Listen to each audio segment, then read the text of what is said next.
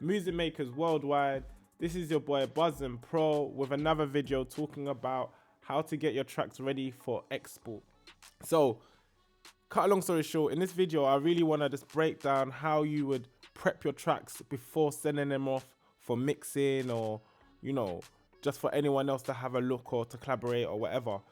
One of the most important things when it comes to working with others is being able to transfer files, and sometimes that's difficult depending on what DAW your codees or your collaborators use.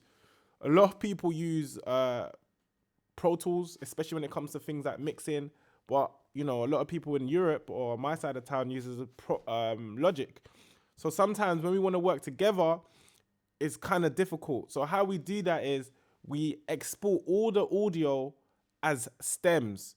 So that's just another way of saying getting each individual track as audio. So when I load it up on my DAW, my digital audio workstation, whether it's Pro Tools, Logic, Fruity Loops, it will all be audio. So it's always easier to work and manipulate and stuff like that.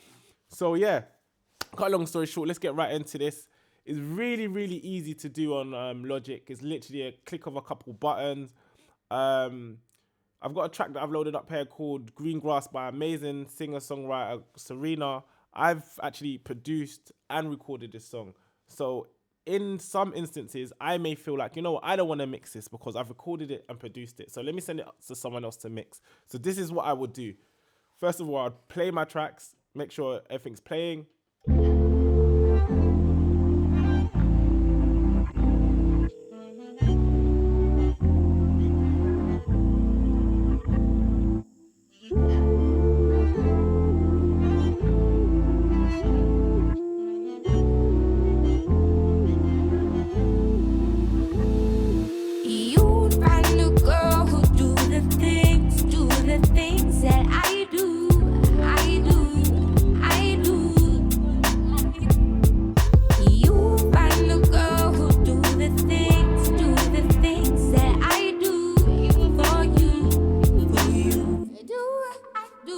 Cool, so everything's in place. Then the next thing you would do is label. You definitely, whether you're sending your tracks to someone else to be mixed or you're working on it yourself, you always want to label your stuff. It just helps with the workflow.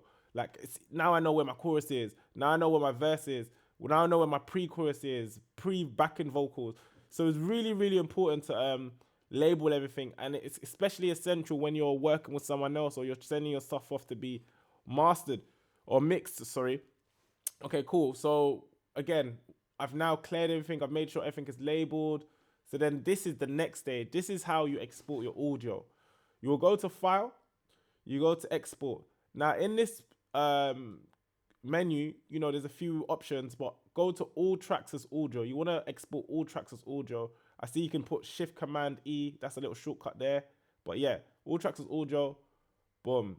Then the next stage is you want to create a folder for where your stems are going to go. This one is called Green Grass. Green Grass. I would say stems. Let's say YouTube. Okay, cool. We've done that. Now this is the most important thing. Like honestly, like you cannot just export just like that, depending on what you're exporting it for. So one of the things is, first and foremost, you definitely want it to export around the cycle. So this basically means your loop around your beat. You want everything there to be exported. You can do it afterwards. So maybe you might have a long echo or delay. You might want to extend the file length to project end, or you know, you just want to trim it right at the end. Either way, I always leave it on this. This export cycle range, please. Then the format, you definitely want it to be WAV. Some people may ask for other formats, but 98% of the time is always a WAV file. Also as well, you want it to be 24-bit. Now, some people ask for 32-bit flow. That is, again, to be honest with you, with this whole bit thing, I wouldn't be the best person to like break it down for you, but from my experience, you know, I'm in the studio every single day. Most people are going for 24-bit, you know what I'm saying? Like, it works, opens up most DAWs, and it doesn't lose quality and stuff like that. So you always want to go for that. Now this is the techie part. depending if, okay, so for example, this track, I like the effects that I've put on the track, yeah. But if you want someone to mix it for you fresh, raw, you know, no effects, you just want to, you know, give them the vocals, most times you bypass your plugins and effects, depending. Like when I'm exporting my beats, I think I'm going to do another video showing you how I export beats. But when I'm exporting my beats, I never bypass, because I want my beats, I might have used a certain reverb on my snare, or you know, a delay on some sort of vocal effect, and I want to keep that because I want it to have that sound. But if you're like extending your stuff for your vocals to be mixed, you definitely want to bypass that. You know what I mean? You don't want no effects. You want it to be what we call dry, completely empty, raw and uncut. So that's what you would do if you were sending off vocals, stems. Then again, you don't want to include the panning, but again, that's just more preference. If you're sending off to someone to be mixed, they kind of would want to be able to control that. You want to be able to give them as much control as the record as possible. You've done the arrangement, you've done the recording, you've done all the hard bit. So let them now start doing their own job. You know what I mean? Then this is the other major thing, normalize. So normalizer acts as almost like a limiter or compressor. You definitely do not want to normalize your stuff if you're exporting it. The reason being is it changes dynamics of the whole song. So we're listening to the song as it is now. When we send it off for mixing, it will come back completely different and we wouldn't know where that's gone wrong. And it usually is with this normalization. So you just want to switch off the normalizer. Once you've done that, we're good to go. Press export. It does its thing, and there we go.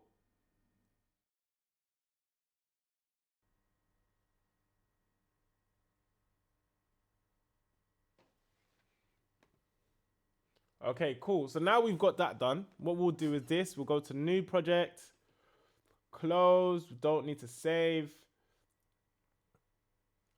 So what I want to do is I want to show you how it looks when it's loaded up. Boom. Then what you would do is you would go to, I saved it to the desktop, green grass. I put green gem. Okay.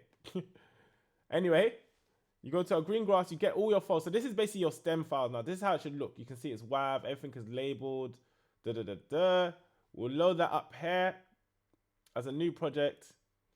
Then once you're loading up, it asks you, do you want to use existing track or do you want to create new tracks? We want to create new tracks because obviously we have a few tracks to load up. So we go to create new tracks. Just let Logic do its thing. And cool, this is basically it. This is our song all in audio form. It's just loading up now. So this is it. You can see, you can literally see everything. You can see the chorus. This is what I was talking to you about, the arrangement as well before. It's so easy to arrange now because I can see, okay, cool. I've got my lead, chorus lead, got my chorus BV, so I know what's what. You know, everything is kind of in place. And, you know, that's basically it. It's as simple as that.